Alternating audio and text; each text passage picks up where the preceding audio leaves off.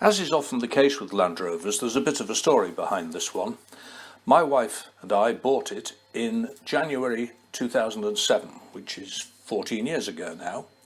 At the time we already owned a Series Land Rover, a very late model Series 3 with only 38,000 miles on the clock.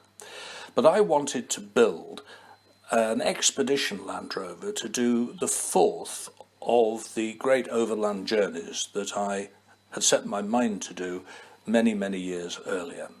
And that was the crossing of Australia from west to east through the central deserts. In order to do that, I fancied a Series 2A Land Rover rather than the Series 3, mainly because I liked the gearbox better. And so we bought this vehicle and took both vehicles to Richard Hall at Glencoyne Engineering, who did a fantastic job rebuilding the best parts of both onto a brand new galvanised chassis. And at the same time, he installed one of his special 200 TDI without the turbo engines. Anyway, it's been supremely successful. We've owned it for a long time. We've done a lot of journeys in it, but not, sadly, the Great Crossing of Australia. Despite the travelling we've done in it, it has now done a total of 60,000 miles, and the time has come when we think we need to sell it. We are both now in our early 70s and think it's time to pass it on to someone else who can use it properly.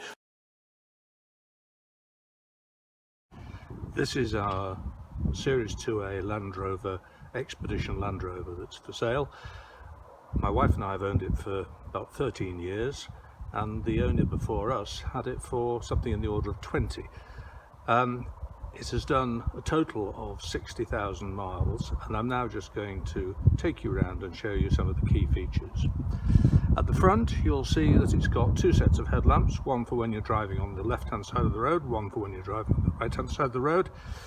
It's also got heavy-duty Land Rover recovery points at the front end. It's got extra horns, it's got military-grade bonnet tie-downs, which are a real bonus when you're going over corrugated roads, and it's got a spare wheel which has never been on the road. Brand new take-off from a Land Rover Defender, bought about 500 miles ago. Going round, you'll also see that it's got light guards for all of the lights, and it has got bonnet top protectors for when you want to go onto the roof. It's also got a military bumperette on the right hand side, left hand side, to help you get up there when you're getting elderly as we are. Going on further round, you'll see that the paintwork is a little bit battered. I quite like it that way, but if you were meticulous, you might want to do something about it. And also looking at the bulkhead is solid. I was going to touch up the paintwork here on the bulkhead, but I decided it was better not to let a buyer see how solid it was rather than see something that had been messed about with. And I'll just show you the one on the other side, which is just as good. Okay, continuing round the vehicle, you'll see the first of the three fuel tanks. This is 10 gallons, it's under the driver's seat. You've then got a standard Wolf side locker. I'll come back to that when I get to the other side. That is used to store whatever you want, but between them they can take 80 litres of water. The rear fuel tank, 16 gallons.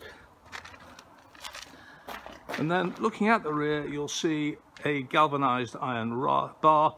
That is part of our awning assembly, and I'll come back to that later on as well. Coming to the right of the rear of the vehicle, you'll see another spare wheel that's hardly been used. You'll see lots of lights. The bottom ones are high intensity fogs and reversing lights. The top ones are repeater indicator lamps, and the white ones are external lights for use when you're camping. Coming round to the left-hand side of the vehicle, you'll see the third fuel tank, another 10 gallons, this time under the passenger's seat, and then the Land Rover Wolf side lockers.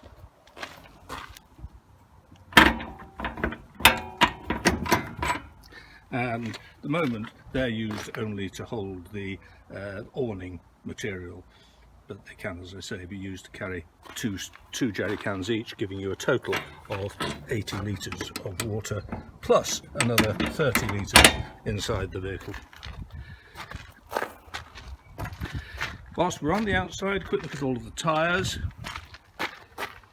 These were taken off a government Land Rover Defender when they wanted to upgrade the tyres. These are Michelin Latitude crosses, and you'll see that they've hardly been used. There's less than 500 miles on them.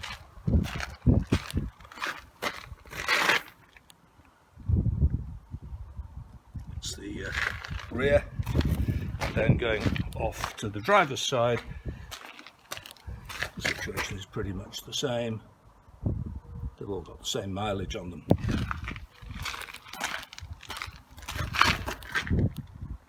And there's the front.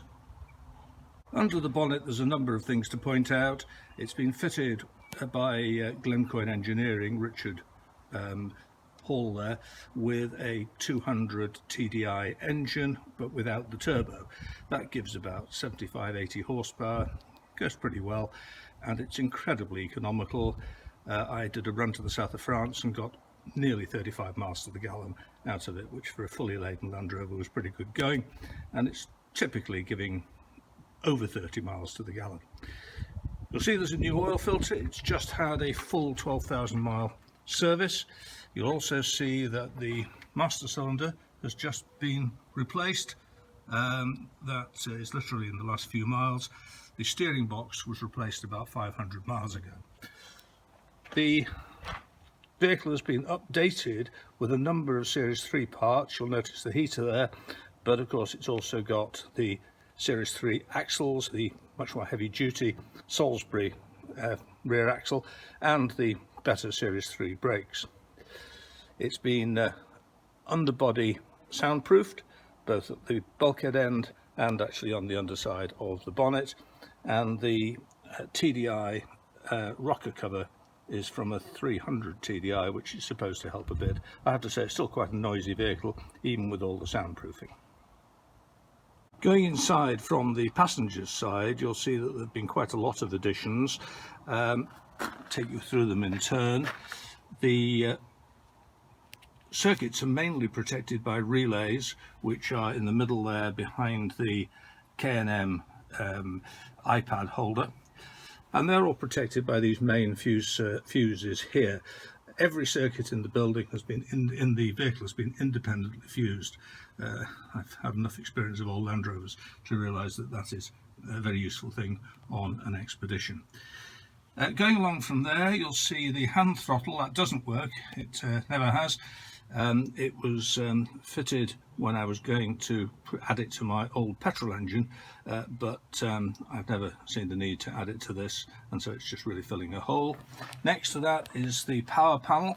That contains voltmeters and ammeters for the main vehicle batteries and the leisure batteries, and then the ammeter in the middle was designed for the solar power, but in fact I've never wired it up because the solar controller has its own ammeter, and it didn't seem worth the time. Going across further, you'll see the main central panel. The rev counter doesn't work. That dates back to the days when it had a petrol engine. It would be very simple just to add a diesel rev counter if you really wanted to.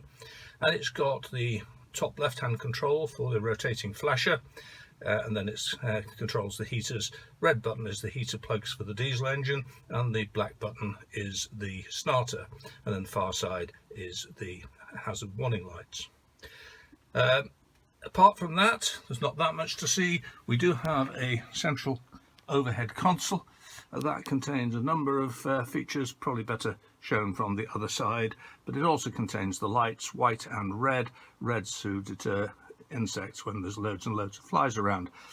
Going around now to the other side of the vehicle, the driver's cab from the other side of the vehicle continues the theme. The panel on the right here contains all of the ancillary switches. Some of them at the moment don't do anything because I never wired in the feature they were going to power. The top left-hand switch controls the lights, whether you want the left-hand or the right-hand set of lights operating. And then you have heated front screen, which I've never fitted. I think it would be a good idea to do so, very useful. Windscreen wipers and heated mirrors, which I not only didn't fit, I decided I wasn't going to because I couldn't see the point in them.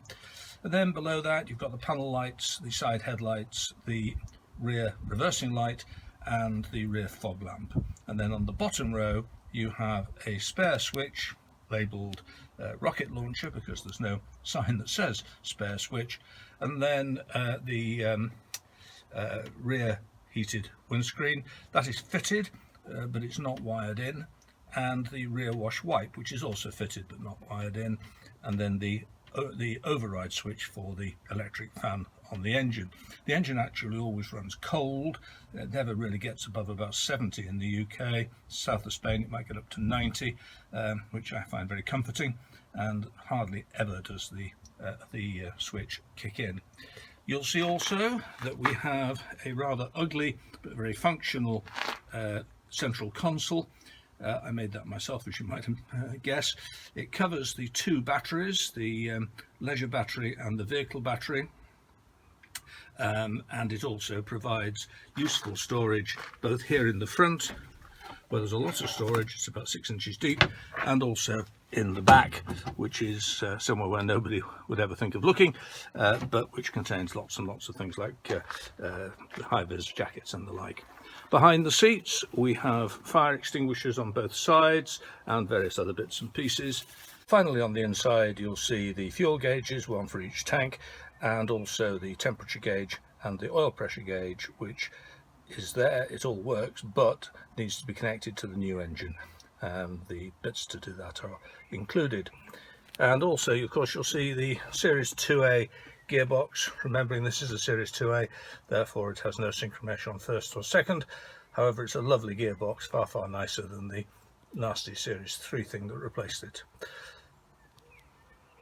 In the rear, the main thing is a very comfortable bed, about 6'3" long and just under 4 feet wide, and also a bank of cupboards, quite an extensive bank of cupboards, which contains the fridge freezer. That's a Waco, I think it's the 25-litre version, works very well, compressor fridge, and is adequate for the sort of travelling that we do. Below that you'll see the two yellow boxes. They are with the sale. They're used for food, spices and the like, and in the middle there's a gap for my toolkit, which will not be coming with the vehicle.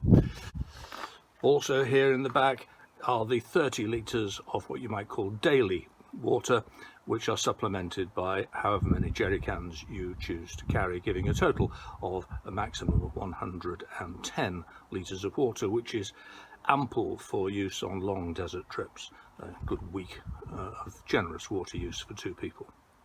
The three idiosyncrasies of this side. The first is the pull-out mirror, which was there for my wife's benefit, and then inside that cupboard this is the only Land Rover in the world which comes with its own champagne flute rack. Again, my wife's wish. At the front you'll see two lights, LED lights, illuminated. They're controlled by the left and right switches, which you can see on the bulkhead in front of you. On the other side of the vehicle there is a rack, which at the moment contains two chairs. They won't be coming with the vehicle, and the poles for the awning and rear shelter, to which I'll come back in a moment. Down below that you'll see there's some side storage to make use of the space that would otherwise be wasted, and at the front end of that, the rear end of that rather, there are all of the shades that black out the windows for use when you're sleeping and want less light coming in. Underneath the bed are a series of boxes, plenty of space. These are for food, tools, spares, clothing, whatever else you might want to use them for. The box at the forward end, below that there is a recess in the floor cut out to give you about 10 inches of extra depth. That could be used, it was intended to be used for a big battery bank. I didn't get round to that, it wasn't needed, but it can be also used to store the portable toilet, or again for any purpose that you might want.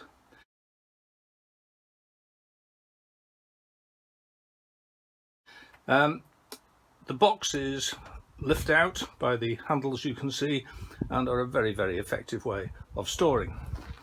At the back there is space for a fold-up table. That's not included in the sale, but they're easily obtainable off the internet. Of course, you've also got the rear box, which I use for tools. The jack and everything will be included with the sale. It also has at the bottom an adaptation, which means it can be used to store a gas cylinder if you want to use that sort of cooking. Looking back further still, there is a step to help you get inside and a further heavy-duty recovery point. Of course, you don't recover off the ball, you recover off the pintle, the pin that goes into the point. I mentioned earlier on the galvanised framework. That is for an awning, very lightweight, probably only weighs steel work and the awning itself about 4 kilos compared to about 25 for some of the big professional ones you can get. You'll see alongside it as well one of the outside lights to illuminate things whilst you're camping. The way it works is that the awning clips to the various clips you can see on the railing using standard D-rings, and at the back here it pulls out so that you can create an internal, or an external rather, toilet or whatever you want to use it for, shower, cubicle, whatever the case may be. Really great facility, and not something that you find on many Land Rovers.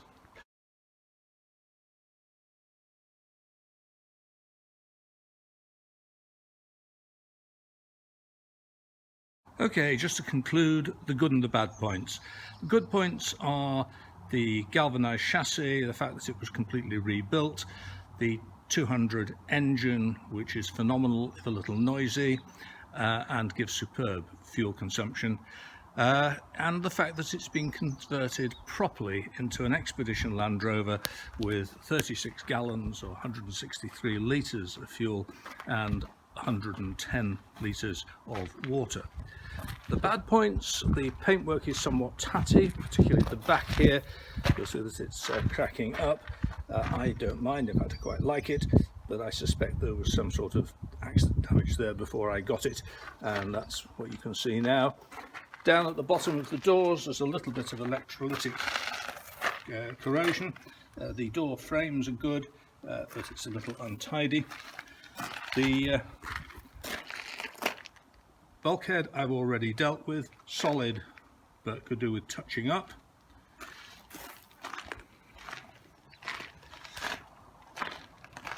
And they're the bad points. If I had 2 suggestions to make to any future owner, one is I would fit an overdrive. It's something I had intended to do right from the word go, but never had the money to do it at the time, and it would make the thing, I think, a lot quieter and also give even better fuel consumption. Another thing that I think would be worth doing would be fitting a dormobile roof, which are really remarkably inexpensive, especially compared to things like the alucab roofs. It would give you a lot more usable space inside. Last word, we'll be very, very sorry to see this Land Rover go. We've loved it for all of the years we've had it, and it's given us a great deal of fun, but we think the time has come for it to pass on to some younger hands who will use it for what it was intended.